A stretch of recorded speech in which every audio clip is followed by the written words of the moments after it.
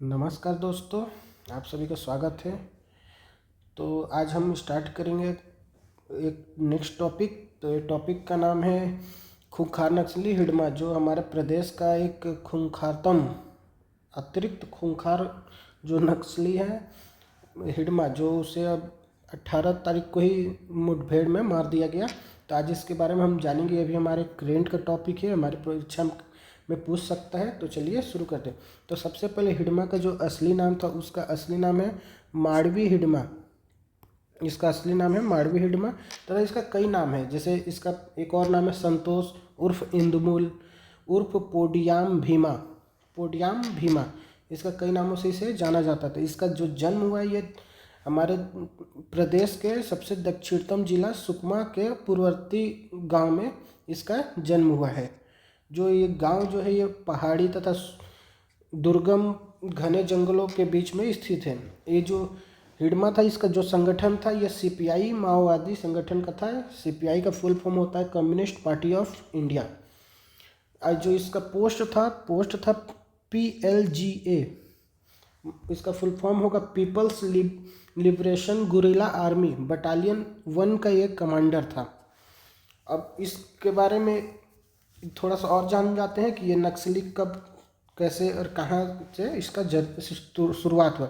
तो ये सबसे पहले यहाँ पे देख सकते हैं 1990 में नक्सली संगठन से जुड़ा, तथा ये एक माओवादी संगठन केंद्रीय कमेटी का मेंबर भी था। यहाँ पे देखिए, माओवादी संगठन केंद्रीय कमेटी का मेंबर था। और जितने भी बस्तर के आसपास जितने भी क्षेत्र में जो भी नक्सली गतिविधियाँ होती थी, जितने भी नक्सली गतिविधियों में इसका पूरा नियंत्रण रहता था। तो इसका परिचय तो आपने जान लिया इसका। जैसे यहाँ पे देखिए, इसका मड़ावी हिडमा को संतोष उर्फ इंदुमूल उर्फ पोडियाम भीमा जैसे नामों से जाना जाता था। अब ये नक्सली टॉप नक्सली बोला जाए तो ये सबसे टॉप हिट लिस्ट में ये कैसे आया और ये टॉप नक्सली कैसे बना। तो सबसे पहले ये जो 1996 में संगठन से जुड़ा, 1996 में ये संगठन से जुड़ता है तथा इसे प्रमोशन मिलते गया। और ये गुरिल्ला युद्ध तथा रात के जो पहाड़ी क्षेत्र थे उनमें हमला करने में एक्सपर्ट था। और ये ऑटोमेटिक राइफल तथा आईईडी का जानकार भी था। आईईडी का फुल फॉर्म होता है इम्प्रोवाइज्ड एक्सप्लोसिव डिवाइस। तो ये उसका जानकार भी था, अच्छा खासा उसको ज्ञान था। ये सब राइफल और आईईडी का ये बम होता है एक तरह का, वो सबको चलाने में ये अच्छा खासा जानकार भी था। अब इसका जो बोला जाए तो इसका नेटवर्क और स्ट्रेंथ, जो मतलब ये इसको इतना मजबूती कहाँ से मिलता था और क्या क्या थे इसको। तो सबसे पहले इसके अंडर में 200 से 250 नक्सली हथियारबंद जो नक्सली होते थे इसके अंडर में काम करते थे।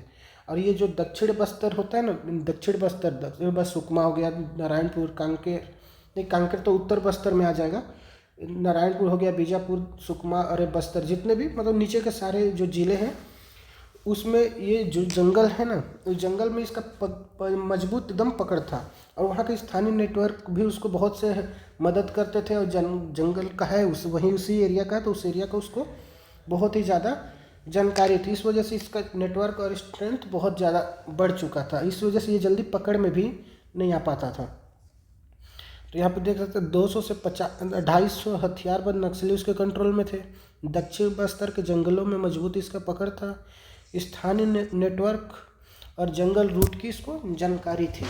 इस वजह से इसका नेटवर्क बहुत ज़्यादा मजबूत होता गया। अब ये हिट लिस्ट में कैसे आया? हिट लिस्ट में सबसे पहले तो ये देखिए, यहाँ पे छत्तीसगढ़ का मोस्ट वांटेड नक्सली है, जिसके ऊपर एक सीआर बोले तो 1 करोड़ का इनाम है। फिर उसके बाद ये दंड कारण्य, मतलब बस्तर क्षेत्र में नक्सलियों की कंबाल को संभाल रहा था, वहाँ का कमांडर था ये। फिर उसके बाद ये जो सीआरपीएफ कोबरा, एनआईए और पुलिस जो थे इन सबके टारगेट में था, इसलिए हिट लिस्ट में था। और हमारे गृह मंत्री अमित शाह जी ने भी ये कहा है कि मार्च 2026 तक पूरे देश से नक्सलवाद को मिटा देना है। तथा देखिए यहाँ पे दिया भी, अमित शाह ने तय किया था कि नक्सली हिडमा की डेडलाइन 30 नवंबर तक उनको तय किया था कि 30 नवंबर तक इसको मार गिराना है, तथा 30 नवंबर से पहले ही इसको 18 नवंबर को 2025 में मुठभेड़ में मारा गया।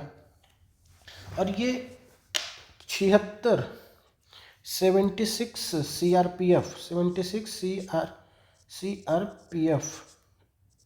सीआरपीएफ जवानों का ये हत्या भी किया था, इसलिए मास्टरमाइंड था तथा और इसके ऊपर 1 करोड़ का इनाम रखा गया था।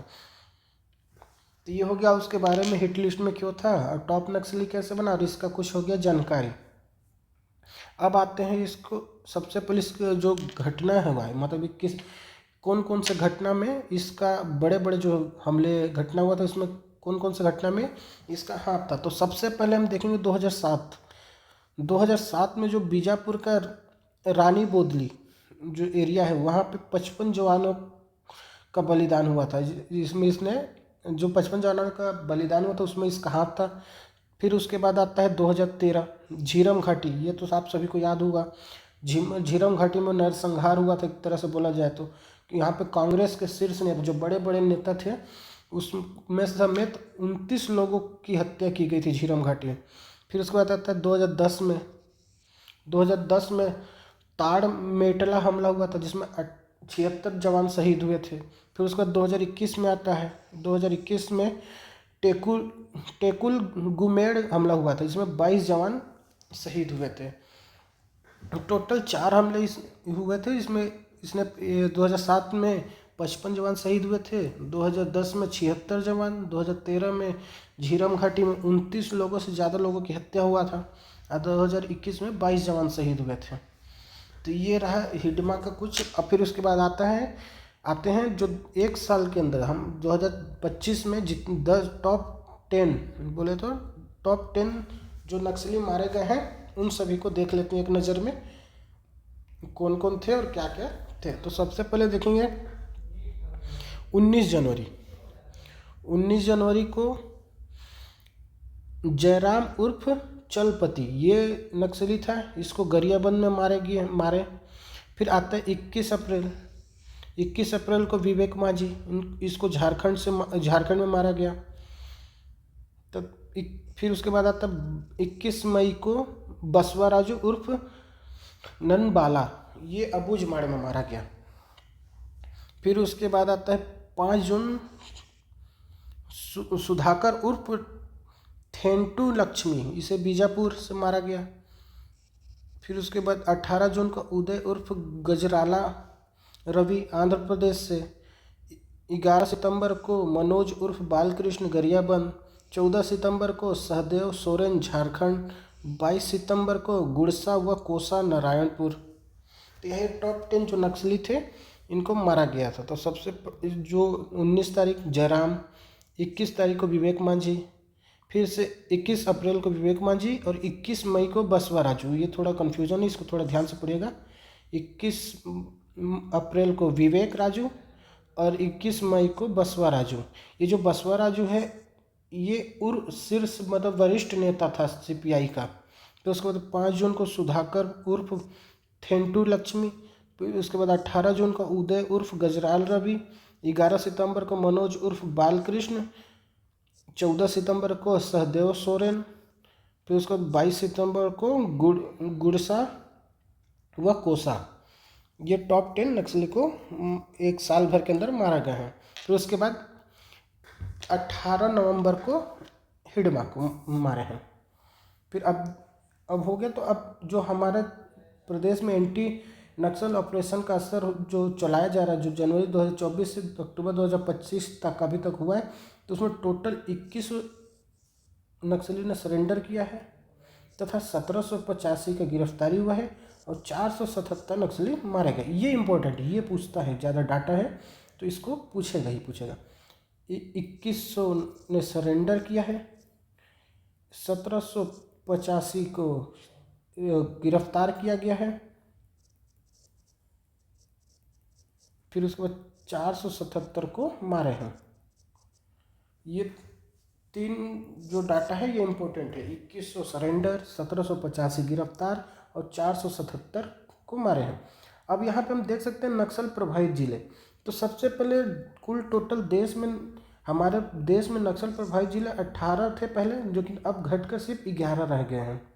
अब ये जल्द ही जब अब अमित जी का लक्ष्य है कि मार्च 2026 तक नक्सलवाद को पूरे देश से जड़ से मिटाना है, तब धीरे धीरे अब 11 से 0 होंगे अब जल्द ही।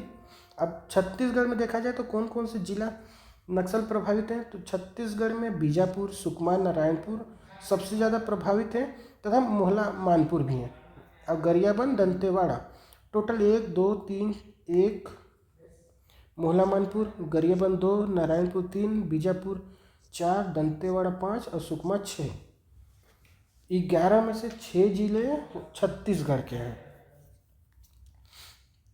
और जो सबसे ज़्यादा प्रभावित जिले हैं वो है बीजापुर, सुकमा और नारायणपुर। इसको आपको याद रखना है। टोटल हमारे छत्तीसगढ़ में 6 जिले नक्सल प्रभावित हैं, और सबसे ज़्यादा अगर पूछा जाए तो नारायणपुर, बीजापुर और सुकमा। अगर टोटल पूछा जाए तो मोहला मानपुर, नारायणपुर, बीजापुर, सुकमा, दंतेवाड़ा और गरियाबंद।